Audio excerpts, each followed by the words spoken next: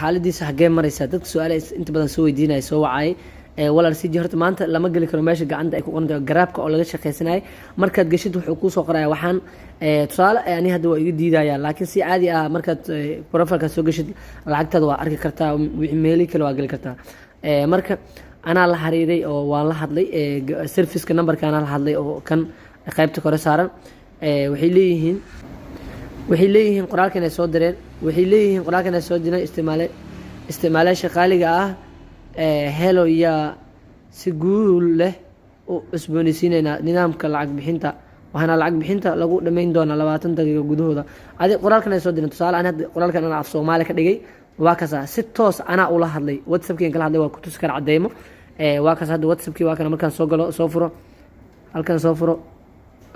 qaybta chatting markaan ta waa kaasa CJ maxaa ku qoran waa kaasa gabadhan anaa ila hadashay waxaan dhahay bahalkan u diray screenshot-kan u diray maxaa dhacay maxaa ku dhacay maxaa qaldan qoraalkan ay soo dirtay oo hadda idin tusay af Soomaaligiisa aan turjumay marka saas oo la soo kulide insha Allah waan sugeynaa waqtiyada soo socdo ayaan war ka sugeynaa insha Allah